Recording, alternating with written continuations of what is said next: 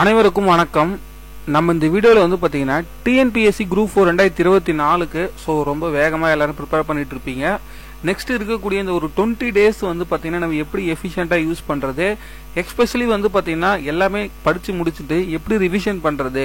So மொத்தமாக வந்து பார்த்தீங்கன்னா 200 கொஸ்டின், கண்டிப்பாக ஒரு 180+ கொஸ்டின்ஸை நம்ம போட்டு தான் ஆகணும். ஸோ அதுக்கு நம்ம எந்த மாதிரி ஸ்ட்ராட்டஜியில் ப்ரிப்பேர் பண்ணுறத ரிவிஷன் பண்ணணுன்றது ரொம்ப ரொம்ப இம்பார்ட்டன்ட். ஏன்னா நிறைய பேர் வந்து எல்லாமே கம்ப்ளீட் பண்ணியிருப்பீங்க, பட் அதை கரெக்டாக ப்ராப்பராக வந்து ரிவிஷன் பண்ணுறதுன்றது ரொம்ப ரொம்ப இம்பார்ட்டண்டான ஒன்று. ஸோ அதுக்காக தான் பார்த்தீங்கன்னா இந்த வீடியோ. ஸோ இந்த வீடியோ ஃபுல்லாக பாருங்கள், எஸ்பெஷலி ஃபுல்லாக கம்ப்ளீட் பண்ணவங்களுக்காக தான் இந்த வீடியோ. ஓகேங்களா? சரி, ஓகே. ஃபஸ்ட்டு வந்து பார்த்தீங்கன்னா இந்த 180 கொஸ்டின்ஸை நம்ம எப்படி பிரிக்கலான்னு பார்த்தீங்கன்னா தமிழில் வந்து பார்த்தீங்கன்னா 100 கொஸ்டின்ஸ், ஜென்ரல் ஸ்டடீஸில் வந்து பார்த்தீங்கன்னா உங்களுக்கு 100 கொஸ்டின்ஸ் வரப்போகுது. ஸோ ஃபஸ்ட்டு நீங்கள் இம்பார்ட்டன்ஸ் கொடுத்து படிக்க வேண்டிய சப்ஜெக்ட்ஸ் என்னன்னு பார்த்தீங்கன்னா தமிழும் ஆப்டிடியூடும் தான். என்ன ரீசன்னு பார்த்தீங்கன்னா தமிழ்லேருந்து 100 கொஸ்டின் கம்பல்சரி வரப்போகுது, ப்ளஸ் 25 கொஸ்டின்ஸ் வந்து பார்த்தீங்கன்னா ஆப்டிடியூட்ல வரப்போகுது. ஸோ இந்த ரெண்டுத்தையும் வந்து பார்த்தீங்கன்னா நீங்கள் கம்பல்சரி வந்து நல்லா ரிவிஷன் பண்ணணும். அப்போ தான் வந்து இந்த 125 கொஸ்டின்ஸுக்கு மினிமம் வந்து ஒரு 120 கொஸ்டின்ஸாவது நல்லா ட்ரை பண்ணி போடணும். தமிழ்லலாம் வந்து பார்த்தீங்கன்னா 100 out of 100 நிறைய பேர் போடுவாங்க. அதால் கண்டிப்பாக 97, 98 கொஸ்டின்ஸ் எல்லாருமே கம்பல்சரி போட்டால் தான் வந்து பார்த்தீங்கன்னா நம்ம வேலை வாங்க முடியும். ஓகேங்களா? சரி, ஓகே. இதில் வந்து பார்த்தீங்கன்னா ஃபஸ்ட்டு தமிழை பொறுத்த அளவுக்கு வந்து நீங்கள் ஒரு 1 வீக் டைம் எடுத்து கம்ப்ளீட் பண்ணுங்கள். இதில் வந்து பார்த்தீங்கன்னா உங்களுக்கு இலக்கணம், ஸோ இதில் வந்து 3 பகுதிகள் இருக்கு: இலக்கணம், இலக்கியம், உரைநடை. ஸோ இந்த 3த்துல வந்து பார்த்தீங்கன்னா ஆவரேஜாக வந்து ஒரு பார்ட்லையும் ஒரு 33 கொஸ்டின்ஸ் வந்து கேட்க போகிறாங்க. ஸோ இதை நம்ம எப்படி கவர் பண்ணலாம், ஸோ என்னென்ன மாதிரி படித்தா ஈஸியாக கவர் பண்ணலாம்ன்றதை நம்ம தெளிவாக பார்க்கலாம். சரி, இப்போ இலக்கணத்தை பொறுத்த அளவுக்கு வந்து பார்த்தீங்கன்னா ஆல்ரெடி கம்ப்ளீட் பண்ணவங்க ரொம்ப ஈஸியாக நீங்கள் கம்ப்ளீட் பண்ண முடியும். மொத்தமாக வந்து ஒரு 21 டாபிக்ஸ் இருக்குது. இந்த டாபிக்ஸ் எல்லாமே வந்து பார்த்தீங்கன்னா பியூர் கிராமர் தான். ஸோ கிராமரில் வந்து பார்த்தீங்கன்னா நீங்கள் டைம்லாம் எடுத்துக்க வேண்டிய அவசியமே கிடையாது. ஒரு 2-3 ஹவர்ஸ்லேயே இதை நீங்கள் நல்லா ஈஸியாகவே கம்ப்ளீட் பண்ண முடியும். பிகாஸ் வந்து இது என்னன்னு பார்த்தீங்கன்னா உங்களுக்கு அண்டர்ஸ்டாண்ட் நல்லா தெளிவாக தெரிஞ்சிச்சுன்னா உங்களால் ஆன்சர் பண்ண முடியும். இதில் எதுவும் மெமரி பண்ணுறதுக்கு எதுவும் கிடையாது. நீங்கள் எந்த அளவுக்கு வந்து பேசிக்ஸை ஒரு தமிழ் புரிதல் வந்து உங்களுக்கு இருக்குன்றது தான் இந்த பகுதியில் இருக்கும். ஸோ அதால் இது நீங்கள் தமிழ் நல்லா படித்தவங்களுக்கு கண்டிப்பாக தெரியும். மொத்த டாபிக்ஸுமே நீங்கள் ரிவிஷன் பண்ணுறதுக்கு ஒரு 2 ஹவர்ஸ் ரொம்ப அதிகம். ஸோ நீங்கள் ஒரு 1 டே எடுத்து ஃபஸ்ட்டு இந்த டாபிக்ஸை நல்லா கவர் பண்ணுங்கள். ஸோ இதில் வந்து பார்த்தீங்கன்னா உங்களுக்கு ஒரு 33 கொஸ்டின்ஸ் வந்து வரப்போகுது. ஒரு ஆவரேஜாக வந்து 30 கொஸ்டின்ஸ் வந்து நீங்கள் கவர் பண்ணிட்டீங்க. ஸோ அதுதான் வந்து பார்த்தீங்கன்னா ப்ரொசீஜர். ஓகேங்களா? சரி, நெக்ஸ்ட் வந்து பார்த்தீங்கன்னா இலக்கியம். இலக்கியத்தை பொறுத்த அளவுக்கு வந்து 10 டாபிக் இருக்கும் போது, ஸோ நீங்கள் வந்து இது 2 டேஸாக எடுத்து ஃபர்ஸ்ட் திருக்குறளில் ஸ்டார்ட் பண்ணி ஃபர்ஸ்ட் டாபிக்ல இருந்து 5th டாபிக் சிலப்பதிகாரம் வரைக்கும் முதல் நாள் படிச்சிருங்க. அதாவது திருக்குறள், 17 கீழ்கணக்கு நூல்கள், 17 மேல் கணக்கு நூல்கள், அதுக்கப்புறம் கம்பராமாயணம், ராவண காவியம், ஐம்பெருங்காப்பியங்கள், ஐஞ்சிருங்காப்பியங்கள், இந்த 5 டாபிக் ஒரு நாள் நீங்கள் கவர் பண்ணிட்டு 6வது டாபிக்ல இருந்து வந்து பார்த்தீங்கன்னா 10வது டாபிக் வரைக்கும் பெரிய புராணத்துல இருந்து சமய முன்னோடிகள் வரைக்கும் வந்து பார்த்தீங்கன்னா நெக்ஸ்ட் டே வந்து கம்ப்ளீட் பண்ணுங்க. 5 டாபிக் ஒரு நாள் எடுத்து கம்ப்ளீட் பண்ணுங்க.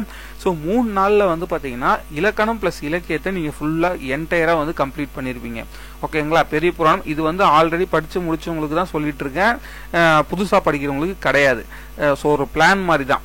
ஸோ அதுக்கடுத்து வந்து பார்த்தீங்கன்னா பகுதி ஈயை பொறுத்த அளவுக்கு வந்து பார்த்தீங்கன்னா தமிழ் அறிஞர்களும் தமிழ் தொண்டும். இதில் வந்து பார்த்தீங்கன்னா 10 டாப்பிக்காக எடுங்க. ஃபர்ஸ்ட் பாரதியார்ல இருந்து 10வது டாபிக் உரைநடை வரைக்கும் இந்த 10 டாப்பிக்கும் ஃபர்ஸ்ட் டே வந்து கம்ப்ளீட் பண்ணிடுங்க. ஸோ இது கொஞ்சம் லைட்டாக இந்த இடத்துல தான் வந்து நிறைய பேரை நீங்கள் பற்றி படிக்கிற மாதிரி இருக்கும். பட் ஆல்ரெடி நீங்கள் படிச்சுட்டீங்க, ரிவிஷன் தானே பண்ண போகிறீங்க, 1 டேவே போதுமானது. அதுக்கடுத்து வந்து பார்த்தீங்கன்னா 11வது டாபிக் தேவநாய பாவனார்ல இருந்து 20வது டாபிக் நூலகம் வரைக்கும் வந்து பார்த்தீங்கன்னா 2வது நாள் கம்ப்ளீட் பண்ணுங்க. ஸோ மொத்தமாக 5 நாளில் வந்து பார்த்தீங்கன்னா நீங்கள் தமிழை ஃபுல்லாக கம்ப்ளீட் பண்ணியிருப்பீங்க என்டையராக. ஸோ மீதி 6வது நாள் 7வது நாள் என்ன பண்ணுங்கன்னா தமிழை ஃபுல்லாக திருப்பி ஒரு டைம் பகுதி ஆ, பகுதி இ 3த்தையுமே வந்து பார்த்தீங்கன்னா ஃபுல் டைமாக ஒரு டைம் 2 நாளில் ரிவிஷன் பண்ணுங்க. அதாவது ஃபர்ஸ்ட் இலக்கணத்தையும் இலக்கியத்தையும் ஒரு நாள் ஃபுல்லாக ரிவிஷன் பண்ணுங்க. அடுத்த நாள் வந்து பார்த்தீங்கன்னா திருப்பியும் உரைநடையை வந்து ஃபுல்லாக வந்து பகுதி ஈயை வந்து ஃபுல்லாக ஒரு நாள் ரிவிஷன் பண்ணுங்க. ஸோ ஒரு வாரத்தில் என்டையராக வந்து பார்த்தீங்கன்னா தமிழை நல்லா நீங்கள் கம்ப்ளீட் பண்ணியிருக்க முடியும்.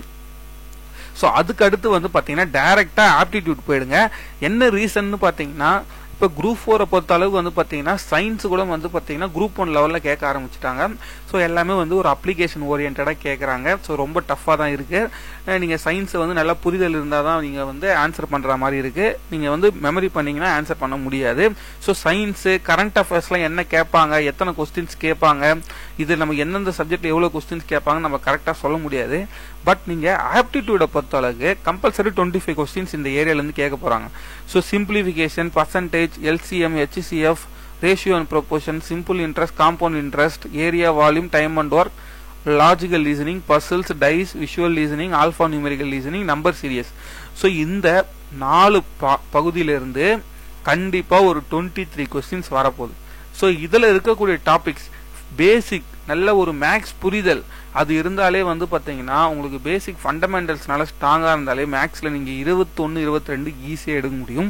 சிம்பிளிஃபிகேஷன்ஸ்லேருந்து கண்டிப்பாக ஒரு 3-4 கொஸ்டின்ஸ் வரும். பர்சன்டேஜ்லையும் அதேமாதிரி 1 or 2 கொஸ்டின், எல்சிஎம், எல்சிசிஎஃப்ல ஒரு 3-4 கொஸ்டின்ஸ், ரேஷியோ அண்ட் ப்ரொபோர்ஷனில் 1 or 2 கொஸ்டின்ஸ், சிம்பிள் இன்ட்ரெஸ்ட் காம்பவுண்ட்ஸில் ஒரு 3-4 questions, area, volume, time and ஒர்க்லேருந்து ஒரு 3-4 கொஸ்டின்ஸ், இந்த லீசனிங் டாபிக்ஸ்லேருந்து ஒரு எப்பயுமே வந்து ஒரு 3-4 கொஸ்டின்ஸ் வந்துட்டு தான் இருக்கு. ஸோ ஆவரேஜாக வந்து பார்த்தீங்கன்னா இதில் இருக்கக்கூடிய எல்லா டாபிக்லையுமே கொஸ்டின்ஸ் இல்லாமல் இருக்காது. ஸோ ஃபர்ஸ்ட் தமிழை முடிச்சுட்டு ஆப்டிடியூடை வந்து நல்லா ஒரு 3-4 டேஸ் நல்லா ஒர்க் அவுட் பண்ணி பாருங்க. பிகாஸ் தமிழும் வந்து ரொம்ப ரொம்ப இம்பார்ட்டன்ட், ஆப்டிடியூட் இது ரெண்டும் தான் வந்து டிசைடிங் ஃபேக்டராகவே இருக்கும். மீதி இருக்கக்கூடிய இந்த டாபிக்ஸ் எல்லாமே எப்படி படிக்கலான்னு பார்த்தீங்கன்னா பெர் டே ஒரு டாபிக் எடுத்துக்கோங்க. இப்போ ஃபார் எக்ஸாம்பிள் சயின்ஸ் வந்து பார்த்தீங்கன்னா 1 டே வந்து பார்த்தீங்கன்னா ஃபுல்லாக நீங்கள் ரிவிஷன் பண்ணுங்கள். கெமிஸ்ட்ரியை பொறுத்தளவு டைரக்ட் கொஸ்டின்ஸ் தான் வரும். மற்றதெல்லாம் வந்து பார்த்தீங்கன்னா கொஞ்சம் காம்ப்ளிகேட்டடாக வந்து அப்ளிகேஷன் ஓரியன்டாக கேட்டுட்டு இருக்காங்க. ஸோ ஆல்ரெடி நீங்கள் படித்து முடிச்சிருக்கீங்கன்னா ஒரு டைம் ஃபர்ஸ்ட் சயின்ஸை வந்து பார்த்தீங்கன்னா படிங்க. பட் நீங்கள் தமிழை முடிச்சுட்டு அதுக்கப்புறமா வந்து நீங்கள் படிக்க வேண்டியது வந்து பார்த்தீங்கன்னா என்னை பொறுத்தளவுக்கு பாலிட்டி படிங்க. என்ன ரீசன்னு பார்த்தீங்கன்னா கண்டிப்பாக இதில் இருந்து ஒரு 15 to 20 கொஸ்டின்ஸ் வந்து ரிப்பீட்டடாக கேட்டுக்கிட்டே இருக்காங்க. ஸோ அரசியலமைப்பை பற்றி வந்து நீங்கள் 10th புக்கில் நல்லா தெளிவாக கொடுத்துருப்பாங்க. So constitution, central government, state government, அதாவது மத்திய அரசு, மாநில அரசு, இது எல்லாமே தெளிவாக கொடுத்துருப்பாங்க. ஸோ அதால் இதில் ஒரு 15 கொஸ்டின் நீங்கள் கவர் பண்ணிட்டாலும் தமிழில் ஒரு 100, ஆப்டிடியூடில் ஒரு 25, 140 கொஸ்டின் கிட்ட நீங்கள் போயிடுவீங்க. ஸோ மீதி இருக்கக்கூடியதெல்லாம் வந்து எப்படி கவர் பண்ணலான்னு பார்த்தீங்கன்னா சயின்ஸும் கரண்ட் அஃபேர்ஸும் மினிமம் வந்து ஒரு 30 கொஸ்டின்ஸ் வரும். ஸோ நம்ம அது லாஸ்ட்டாக பார்க்கலாம். அதுக்கு முன்னாடி வந்து ஜாகிரபி இது ஒரு நாள் வந்து படிங்க. ஃபர்ஸ்ட் வந்து 10th புக்கை தெளிவாக படிச்சுக்கோங்க. அதே மாதிரி ஹிஸ்ட்ரிலையும் வந்து பார்த்தீங்கன்னா இந்த டாபிக்ஸை மட்டும் இப்போ குப்தாஸ், டெல்லி சுல்தான், முகலாயஸ் இதை மட்டும் நம்ம தெளிவாக இந்த சிலபஸ் படி நீங்கள் எடுத்து வச்சு படிங்க. புக் வைஸ் படிக்காதீங்க. கண்டிப்பாக வந்து படித்து ரிவிஷன் பண்ண முடியாது. ஸோ அதுக்கப்புறம் எக்கனாமிக்ஸ் ஒரு நாள் படிங்க. அப்புறம் ஐஎன்சி ஒரு நாள் படிங்க. யூனிட் 8 அண்ட் யூனிட் 9 ஒரு நாள் படிங்க. ஸோ ஒரு நாள் வந்து பார்த்தீங்கன்னா நீங்கள் அந்த டாப்பிக்கில் என்னென்னலாம் படிச்சிருக்கீங்களோ அதை ஜஸ்ட் ரிவிஷன் பண்ணிக்கோங்க. கடைசியாக கரண்ட் அஃபேர்ஸ் என்ன பண்ணுங்கன்னா லாஸ்ட் ஒரு 6 month வீடியோஸ் வந்து யூடியூப்ல இருக்கும். கரண்ட் அஃபேர்ஸ் மந்த்லி போட்டிருப்பாங்க. ஸோ அதை பாருங்க. ரொம்ப இம்பார்ட்டன்ட் கரண்ட் அஃபேர்ஸ். அப்படி இல்லைன்னா வந்து பார்த்தீங்கன்னா மந்த்லி மேகசின் நீங்கள் கூகுளில் சர்ச் பண்ணாலே கிடைக்கும். ஸோ அதை டவுன்லோட் பண்ணி படிங்க. ஸோ அதை படித்தாலே ரொம்ப ரொம்ப போதுமானது. லாஸ்ட்டு வந்து என்ன சொல்கிறேன்னு பார்த்தீங்கன்னா நீங்கள் தமிழ் இது எல்லாமே படித்து முடிச்சிடுறீங்க. பட் எக்ஸாம் ஆல் அந்த 3 hours வந்து நீங்கள் எந்த அளவுக்கு எஃபிஷியண்ட்டாக யூஸ் பண்ணுறீங்க, ப்ளஸ் அந்த OMR ஷீட்லலாம் நீங்கள் எந்த அளவுக்கு வந்து ABCD ஆப்ஷன்ஸ் எல்லாம் மார்க் பண்ணி கரெக்டாக கால்குலேட் பண்ணி 200 வந்து சம் பண்ணும்போது வரணும். அப்படி இல்லைன்னா -2 மார்க்ஸ் இருக்கும். ஸோ இது எல்லாத்தையும் எப்படி ஃபேஸ் பண்ணி பண்ணணுன்றதை நம்ம நெக்ஸ்ட் வீடியோவில் பார்க்கலாம். தேங்க்யூ.